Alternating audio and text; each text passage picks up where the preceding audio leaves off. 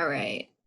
And Kenny, you go by Kenny, right? Not Kenneth? Yeah, I go, you know what? People, it depends on who it is. I just go with the flow. But Kenny seems to be one of those names that most people like to call me, so I just go with it. But from a construction perspective, people call me Ken.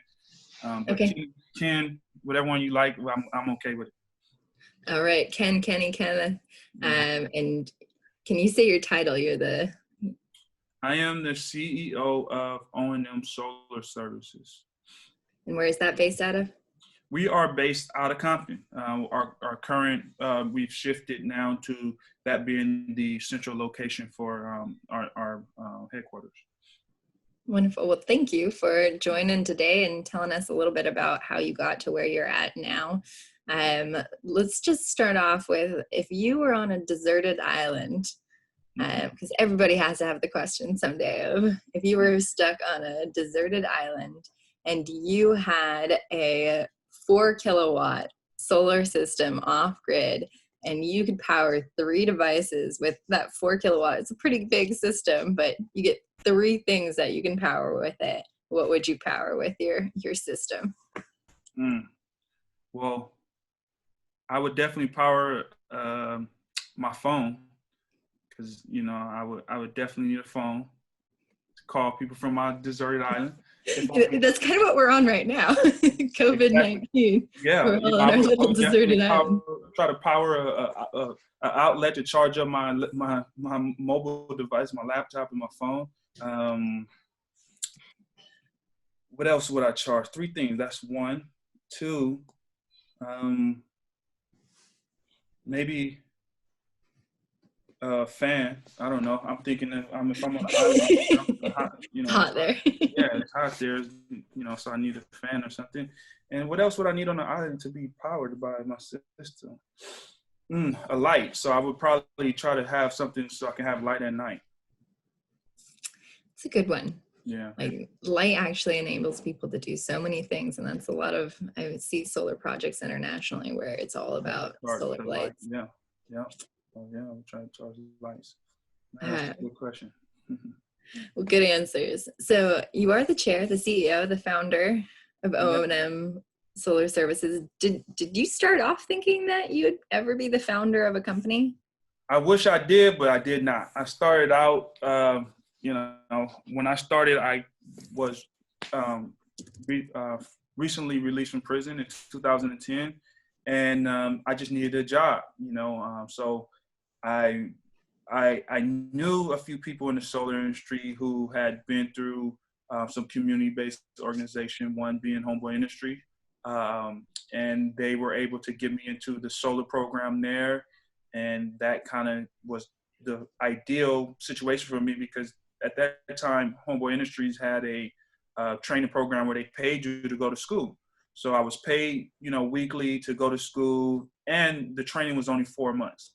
So for someone who's, needing a job immediately with no skills, right? I came home with absolutely no skills, no certifications. Going and be able to get a certification that fast was essential to me getting a job. And, it was a paid training. So, I mean, that just made it, kind of like, if I didn't do it, it was, I didn't have any other opportunities at that time. Yeah, so, I mean, it was paid, you got the training for it, and then obviously you took it and ran with it. You're like, okay, now I'm going to do this thing. Do you remember a moment where you're like, oh, this is why I'm hooked on solar? It's like, at first, it's like, solar is convenient. It's this thing that is available. I can have these skills in it. Was there a moment where you're like, oh, wow, solar is great? Incidentally, prior to me being released from prison, and I'm referencing, what sparked me getting into the industry. I read a book called The Green Economy by Van Jones. I don't know if you know who that is, I'm sure you know who he is, but he put out a book back in, I think it was 2008, 2009, called The Green Economy. And that book was what initially made me interested in renewable energy, not just solar at the time, but just seeing, he had this quadrant of things that he believed that renewable energy can do for in low-income communities, with the industry being so new, the opportunity to present, the people it could impact, the purpose that was there, and the money. So, when I looked at it when I read his book, that kind of was what initially sparked me to be, really interested in that this could not be a solution only for me, but for a whole community. And then when I got out, I went to school. I think, I was just a natural, just hard worker. So, and then, seeing it from the perspective of what Van Jones presented, it was purpose in it, because not only what, I could have easily, which most people do coming home from prison, they go work at the oil refineries, because those are fairly good paying jobs. And then all you need to do is get you a TWIC card to get into there. But I saw in solar a career path, purpose, when it comes to climate change, I started to research those type of things. And I saw that I was doing more than just clocking in and clocking out. So that was really what made me really passionate about what I was doing. Can you say more about solar being something that's more than just clocking in and clocking out? Like, what were some of the things within that book by Van Jones where you're like, oh, wow, this actually could make an impact? So the most important thing I kind of start to embrace was that, one, we were dealing directly with homeowners, and we seen that we were reducing the carbon emission and our footprint on this earth, that we were saving, this planet, in that part right there alone, when I guess, the book brought into perspective the environmental injustice that's going on in low-income communities. And it made it real to me, because I think from just before that, I'm not saying it wasn't there, but I didn't regard environmental issues. But once I was educated through the book, I began to regard these environmental issues. I started to see some, I was a child that grew up having asthma. I didn't think nothing of it growing up, but, once reading, hey, these are some of the impacts that these fossil fuels just have on these communities. And, that was a direct something for me to identify, was that, wow, I grew up with asthma and I didn't realize that this played an impact on that. And those type of environmental justice issues was the initial raise of, kind of spur activism in you. And then you realize, hey, I can do activism through my career, which is, solar, that we know we're saving trees, we're cleaning up our communities when it comes to the type of energy we're using, and that my community is impacted the most by these issues, really sparked that passion to want to do this, as a long-term career. And you, as a company owner, actually get to decide how you're doing some of that. Can you tell me a little bit, what is it like to run a company, and how did you decide this is the direction I'm going to go? Now I see all these opportunities. I'm going to run a company. How did you decide to go this direction? It was, to be honest, me running my own company was not, even when I did it, it was a byproduct of me being laid off from a job that I had. Up to that point, I've worked steadily in the solar industry up to, I think that was in 2017, 2018, consistently. There's no lack of jobs. So one company lays you off, you can easily move to another company. And I was working for Sunrun at the time, and because of some policies there, I was laid off. And at that time, I had already, gained my NAPSEP, gained my electrical license, and it just, when I left there, I was looking around for other jobs, and there was really nowhere. Sunrun, just by experience, Sunrun's probably I've worked for a lot of companies, and I think they do it the best when it comes to the culture and the different things they try to invest into their workers. And I looked around at different positions and didn't see anywhere I would like to go. And so it was just a natural, byproduct of that. It's like, well, you can do your own. And that was what, kind of fostered in me that mindset of, founding my own company, because I seen what Sunrun was doing. I seen what Grid Alternative was doing from a nonprofit side. And I wanted to try to pair the two, that you can, you can do this, be this great company like Sunrun, who's probably the national best. I'm not trying to campaign for them, but just my experience, they're probably the national best. And then you have on the nonprofit side, Grid, which in these two companies, but they always seem to be opposite polarities. You have one that was always pushing profit, profit, profit, and the other one was just workforce development. And I And what kind of does Grid do? Can you pause real quick and actually say what Grid Alternatives does? so Grid, at least in the understanding I have of Grid, is a nonprofit organization that works to train and develop working skills for individuals from low-income communities and different disadvantaged backgrounds to gain skills to in the solar industry, or now they're doing EV to go into the profitable world and gain jobs. So that's exactly what they do. And then I seen how on a for-profit side, people are just being shifted around, the workers. So I had in my mind, well, I wanted to found a company that did both. We train, we work with people from disadvantaged communities to get these jobs, and then we also can be a for-profit business that was excellent in the industry. So that's kind of the founding vision I have for O&M Solar Service. And what's it like now that you're actually running the company? Is it what you expected?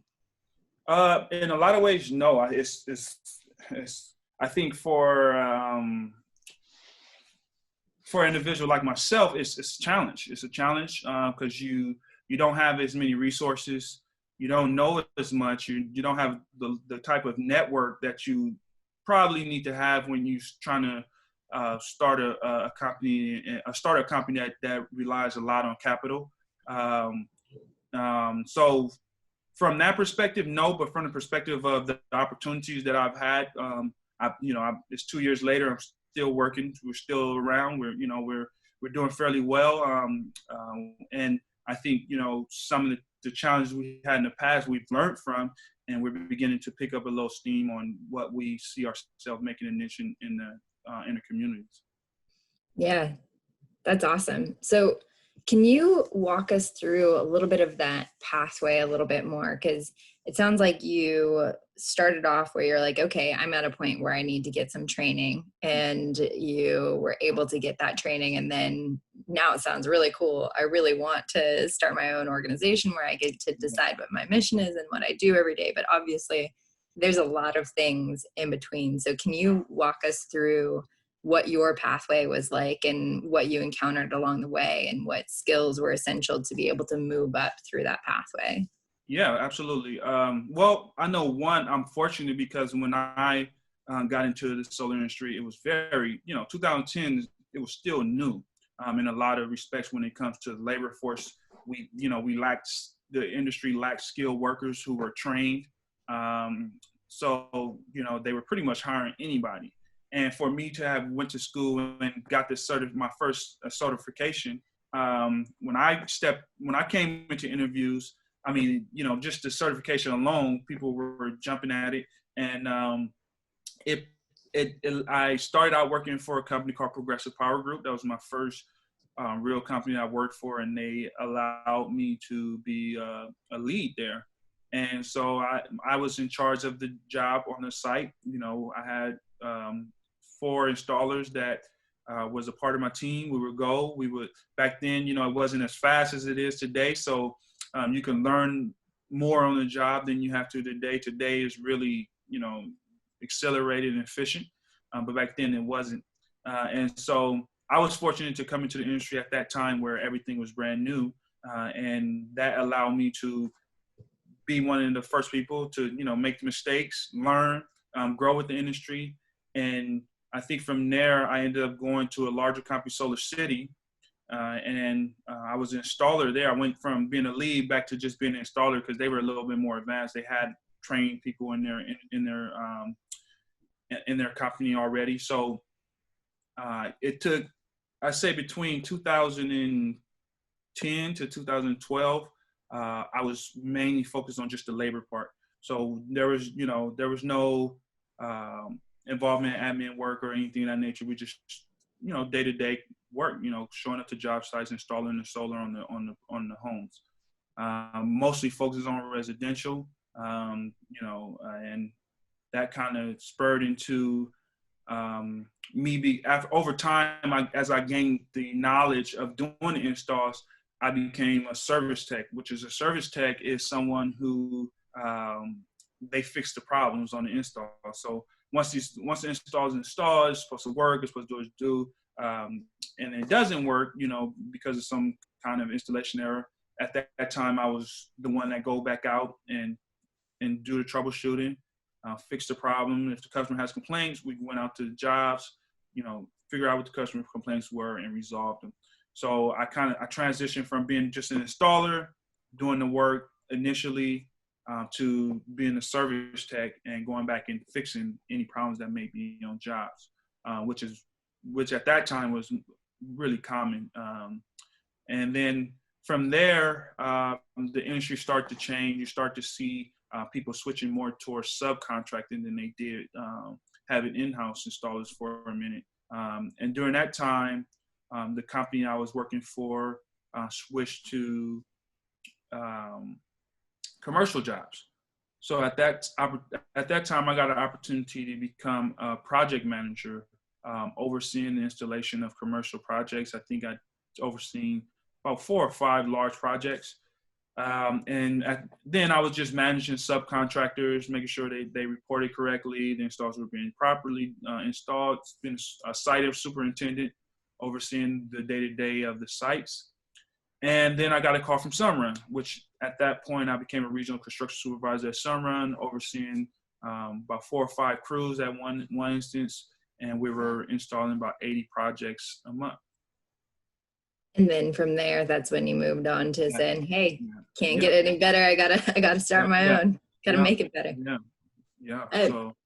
So along the way, what are some of the tips for either seeking out those next steps when do you decide, okay, well, actually, I do want to try and gain some more skills and move up?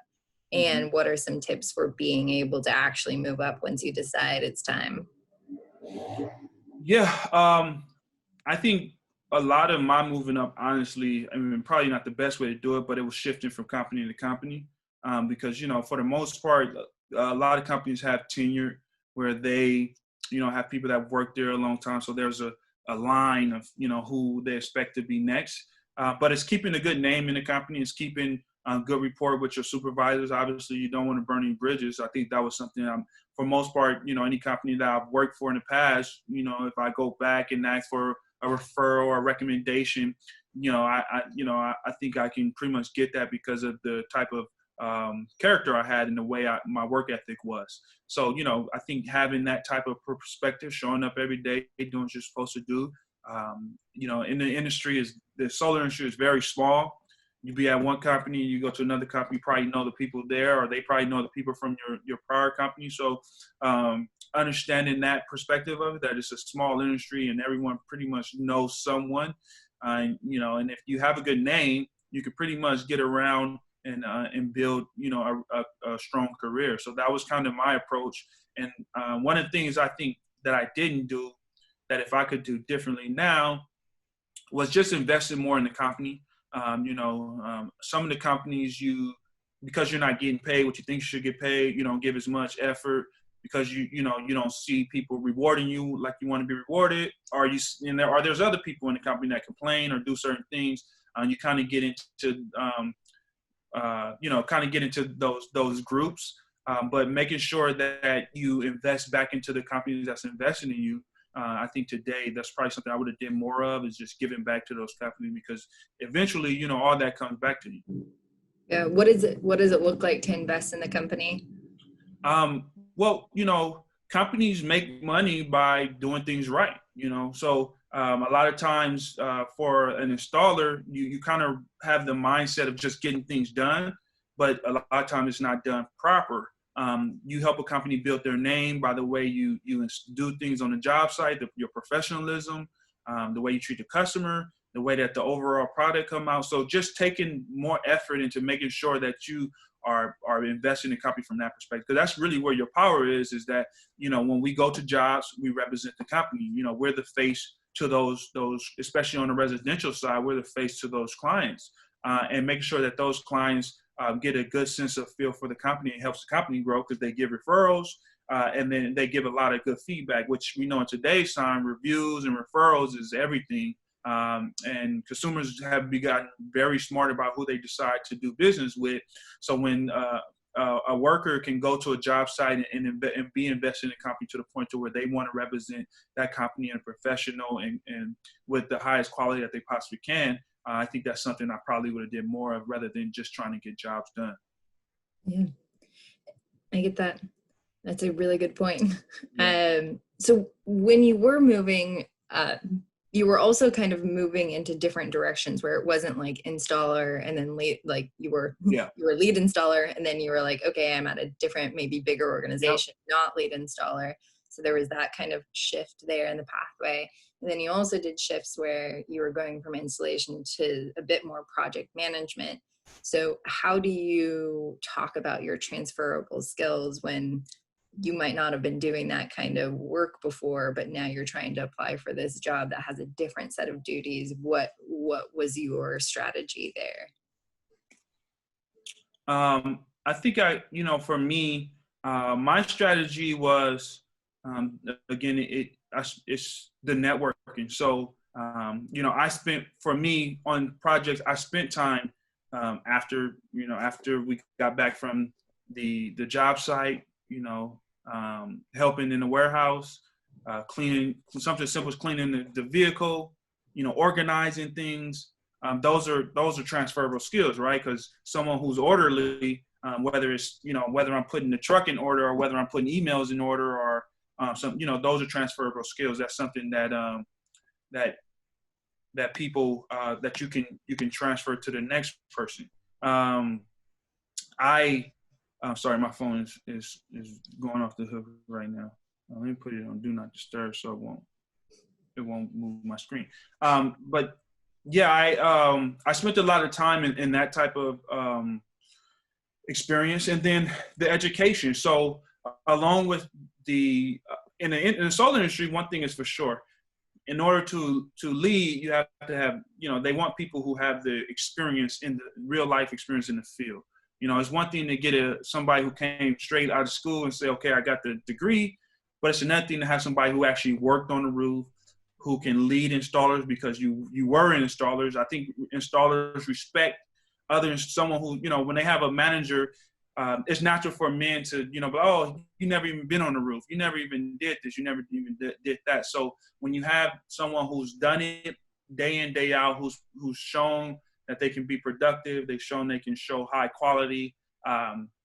Those are the transferable skills that, I then could turn around and teach other installers and other individuals how to do these things. So I think that was really what was my my talking points is like, hey, for the last 3-4 years, I've been the one in the field. I've worked here. I work here. I kept track of what installs we've done.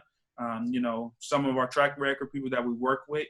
And then, that's very translatable when you're talking about getting somebody who can lead other individuals in the field, having somebody who understands what it takes, can see it from both perspectives of we need to be efficient, we need to have high output, but at the same time, some of these jobs do take a little bit more effort. They may take a little bit more time. So understanding it from that perspective was kind of what was able to get me into those key positions as I started to grow in my career.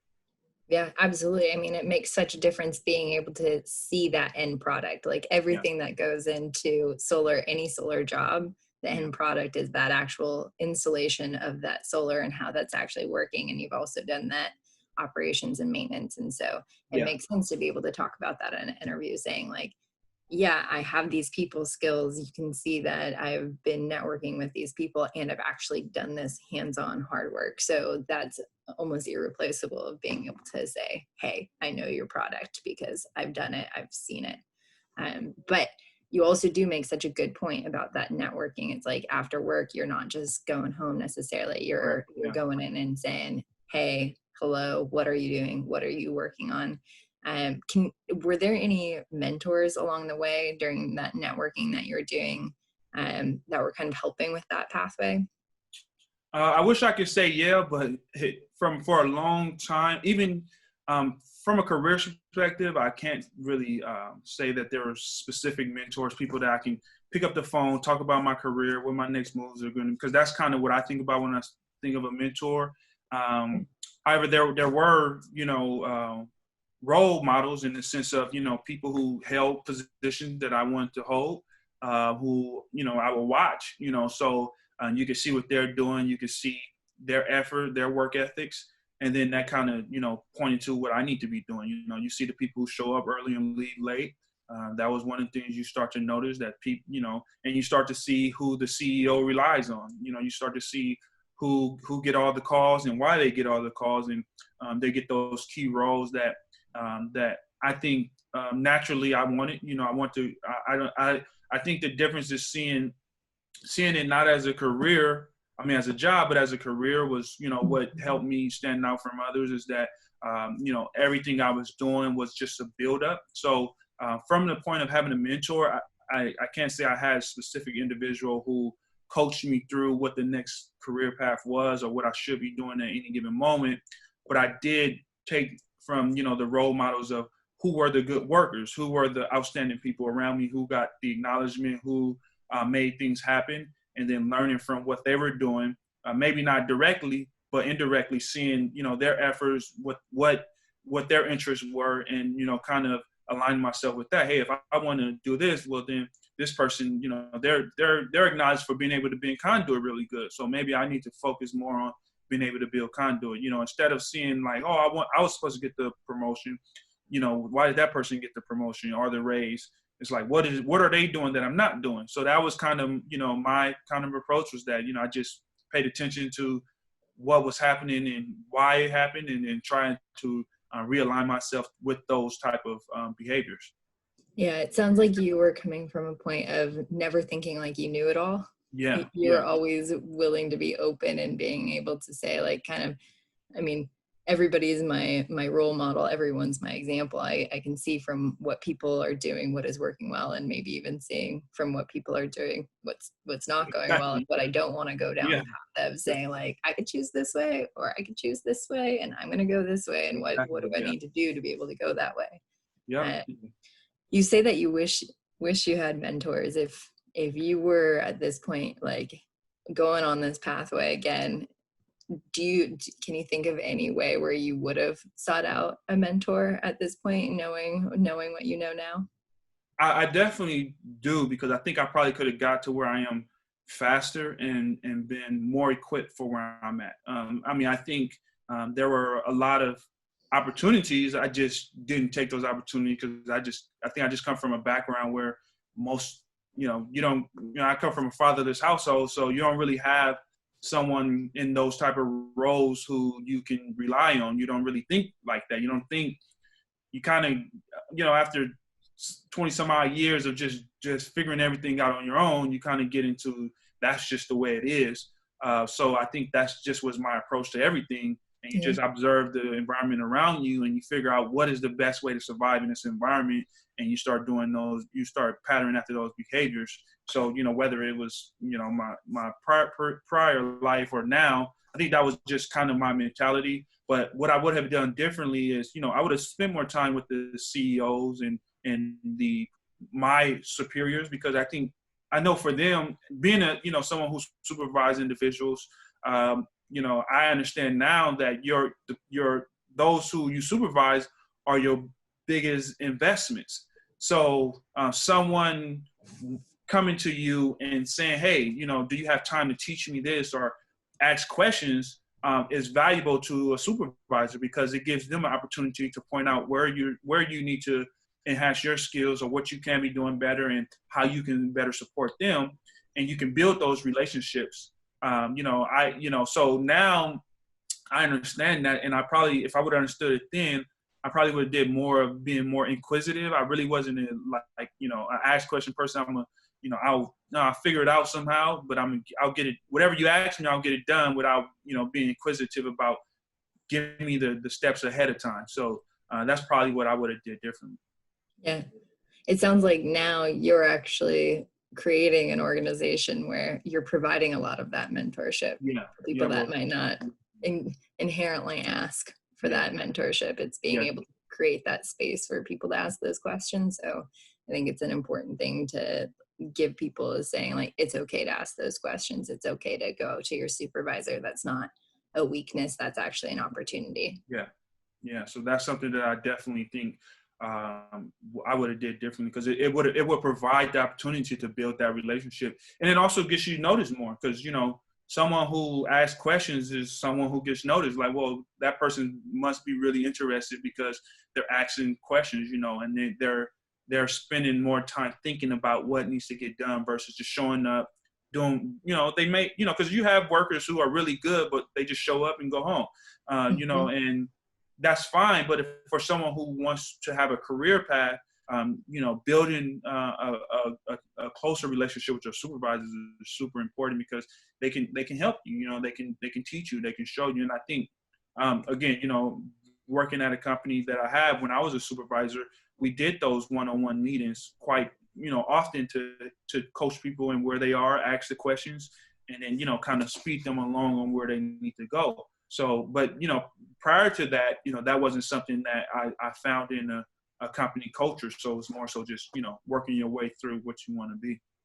Yeah, when I've spoken with various employers, asking what they're looking for in employees, a lot of the times I hear them say, like, we want someone that's hungry. Yeah, And for them, what that hunger means is like somebody that's willing to reach out and go above and beyond, not just doing the job and doing it well, but saying like, hey, I'm here to do this. I'm yeah, here to get this done. So I think that that's a great way of showing, hey, I'm hungry. yeah, yeah. I'm with you. I'm on your team, and I'm trying to move up. And showing that you're trying to move up is not a weakness. It's No, actually yeah, something yeah. that's great. Um, so you've talked a little bit about how the industry is different than it was 10 years ago. It's grown quite a bit. Is there any type of education that you would recommend for somebody that is getting into this now? Any certifications, any degrees, any type of training? What kind of education should somebody seek out that's going into the Mhm, industry now? mhm. Okay, so there's a few things that I think now that I may have done differently, thinking back on my career, because just where I'm at. One was when I started, I just stuck strictly in labor. So, which is right. One of the easiest is just if you have good health, you're physically able, you can show up every day and do the nuts and bolts of it. You know that's a skill set that's necessary in the industry. However, I wish I would have spent more time when it came to design or sales. I think those are two opportunities I don't think we spend as much time trying to coach people on. But if I say specifically on the labor side of it, one is your NAPCEP. That's I'm NAPCEP certified. It's easier today to get it than it was when I got it. When I was getting a professional NAPCEP, you have to know everything. You have to know design, you have to know permitting, you have to know sales, you have to know installations from a project manager perspective, from an installer perspective. So there was so much. They had it all one, and it took me 3 times. I literally cried trying to pass that test. But today, it's very specific. So if you're an engineer, they have a NAPCEP for the engineer. If you're a project manager, you have a NAPCEP for the project manager. They have a NAPCEP for the installer. They have a NAPCEP for the sales. So definitely, I think from a industry's perspective, the NAPCEP certification is probably one of the highest certification you can potentially get. It definitely says a lot about the person if they're able to acquire that certification.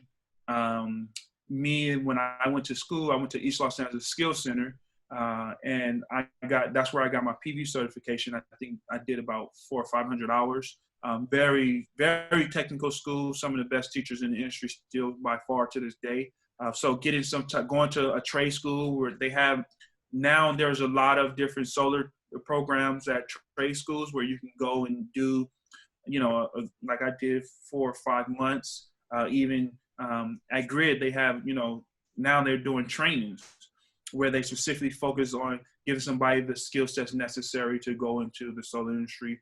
So I definitely think finding a trade school where it's not just like I've got the experience, but I also have a trade behind what I'm doing, so I know the technicalities of everything I'm doing is very important.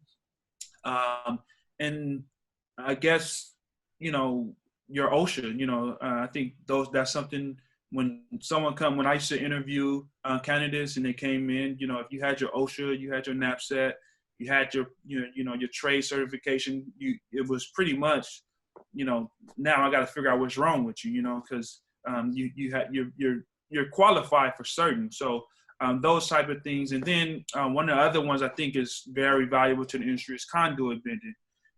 Believe it or not, a lot of people don't know how to do it. And someone who comes in, I don't, there's a few classes, training classes out there to become certified, and I guess if you want to call it that, in bending conduit. But definitely getting some type of formal training on bending conduit would make a person stand out amongst any candidate that they may have to be up against in an interview. And can you do two definitions? Can you say what OSHA is, and can you say what conduit is?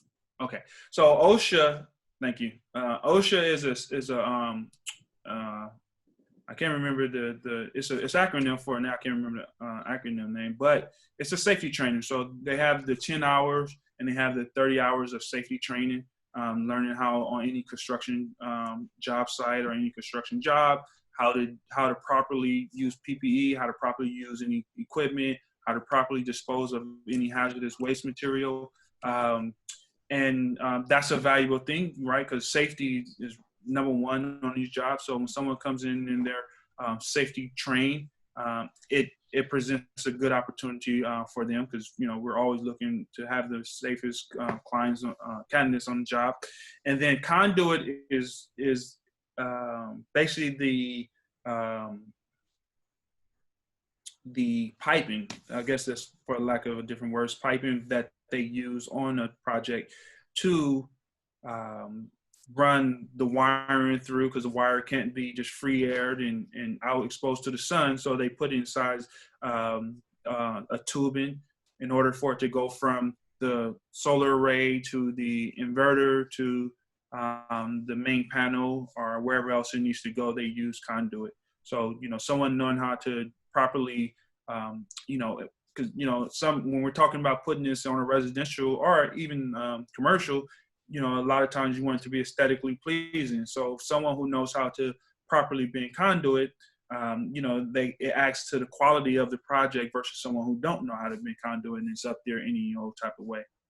And I'll tell you, when somebody knows how to bend conduit, they make it look easy. So then when you go up to stick conduit and you're trying to bend an offset, you're like, oh wait, this is not. Oh wait, this is not easy. It takes not only a little bit of finesse, Yeah. but it also takes some math skills or creativity within that. So it's a whole art form in itself. I also highly recommend being able to practice bending some conduit at some point. What I used to do was, I would take home scraps of conduit to my house and just bend. I mean, I didn't get a formal training at that time. I didn't seek out a formal training, which I should have, but I learned just by taking the scraps of conduit from the jobs, and I would just bend all night trying to figure out how to do these, and that was kind of my approach. But definitely I would suggest, getting a formal training on it would be a lot more helpful.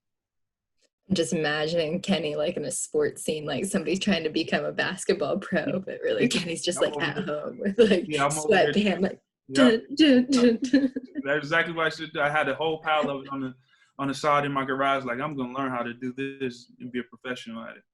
But those are the things, when I wasn't, they have the National Electric Code, which is the book that they use, that every jurisdiction use, which is the cities, and when they're approving these systems, they use the National Electric Code. So I would get the book, I would read the book like a regular book. I would bend conduit in my spare time. So for me, it was like, I took it serious that, and that this is something that I really wanted. And I focused my time and efforts on becoming, better at it. And I look at it now, it kind of paid off because, I was able to continue to excel in my career. So you've talked a bit about your background, your pathways, a little bit of the barriers that you face just trying to get into this industry and training. Have you noticed any barriers that people should know about that are in the solar industry? And if there are those barriers, do you have any tips for being able to navigate those? Sure. One of the barriers that's very important is interviewing. Um, it's in a lot of sense, it is a barrier. It's a screening process for employers. They try to sort through in 30 minutes, maybe 45 minutes, candidates to see who's the best and who they should and shouldn't hire. They have their approaches to it. Some approaches are very aggressive in trying to weed out people. So they come with these technical questions. They come with very hard, intimidating processes that can make a person fumble. I mean, I was a part of that process, and I would go through this interviewing process with people, and they would get intimidated that they couldn't even answer a simple question, because that at a certain point you're just like, spending time, finding somewhere they have, a lot of these employment built departments, they have, or someone to do that face-to-face interviews. Training for how, when you go do an interview is very important, because you can be a very good candidate. And I'll be honest, there's candidates that I hired for my company today that when I was working for another company, I didn't hire because they couldn't pass the interview process, but I wish I would have hired them at that time, because they very good people. So being able to do good interviewing is very important to the success of any individual, if they're going to continue to, especially when you get into more key positions. So I think that's a barrier that I had to learn and be groomed through. And I would suggest to anybody that, if you're interested in growing, being able to be a good interviewing is very important. That's like number one thing I can think of. Obviously, another one is just, if you have a criminal background, learning how to deal with that in the interview is very important, or with the company period, right? Because it may come up. It doesn't, having a criminal background, especially the one thing I love about the solar industry, doesn't automatically disqualify you. A lot of people fear that because I have a criminal background, that means that once they go run my background, that's going to disqualify me. I think learning how to address that with your employer is so important, being transparent about it. A lot of people think it just don't mean bring it up, but I think bringing it up is probably not from the perspective of telling them, hey, yeah, I was bad, and but dealing with it in a professional way. Hey, I guess I did have, like for me, I mean, even to this day, it comes up in situations for me, and that's over 15 years old.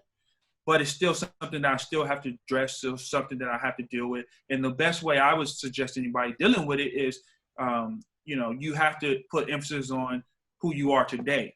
Because, yes, all of us have a past, and I'm sure all of us have done something that, we aren't too proud of at one point or another, and learning how to not allow people to dehumanize you. That was the one thing I focused on, like, I'm human. And these are the actionable steps that I've taken to distance myself from those type of decisions, and displaying in your overall character who you are, what your passion is today, why you're different from that person in the past, and how not only did you make that decision, how you grew from that is very important. So that's something that has become a superpower for me today, is that I grew tremendously from who I was when I made those decisions. I like phrasing it that way. It's like it can become a superpower of saying, like, hey, this is what motivates me and drives me, and I'm gonna be like the best person out on site, and this is really like shouldn't be so much what I can do today of what I did yesterday. So Yeah. thank you for sharing that. Is there anything else that you would want to share with somebody that is considering getting into this industry that we haven't already covered?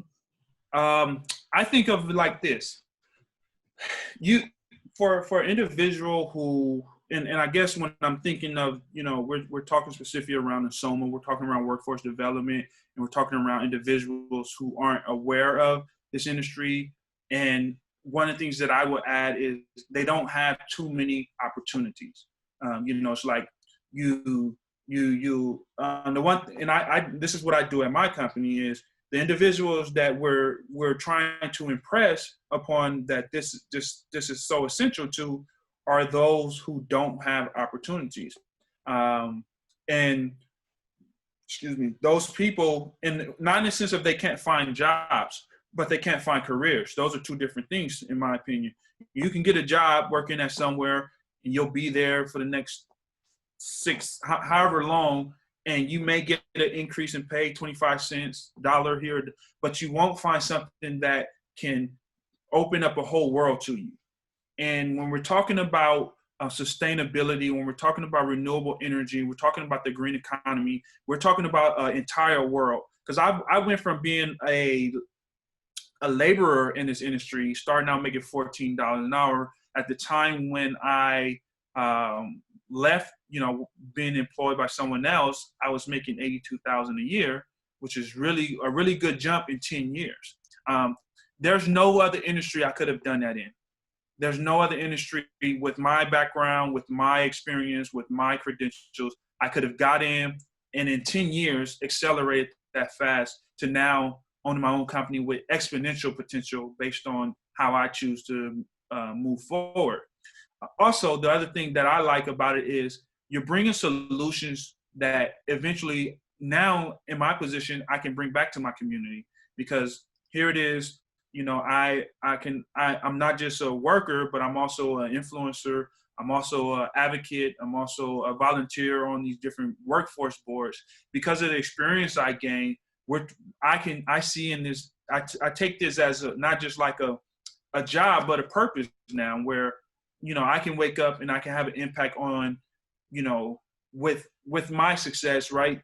The people that eventually are going to come into this industry, because now I have a voice in the industry that's not monopolized yet. Who can stop me at this point, right? There's no, if we take, for example, we comparative renewable energy to fossil fuel or the oil industry. You can't just go into the oil industry, get a job 10 years later and say, well, I'm going to start my own oil company. That it doesn't happen that way, right?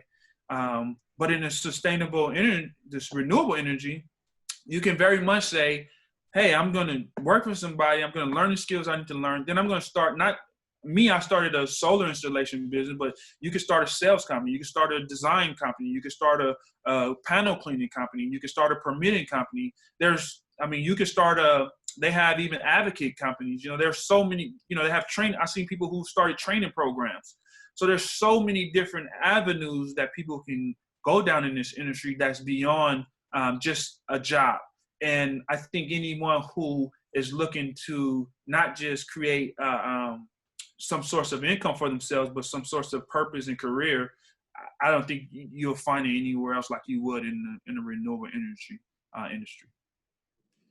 Yeah, very well put. Yeah. Very well put. Well, thank you, Kenny, so much for your wisdom and advice. I'll make sure to share out and type out the names of the books that you recommend. If you have any additional books besides Sure. Van Jones, if you want to share the NEC books that you dive into late at night, I'll make sure to share those. And just thank you so much for sharing your story.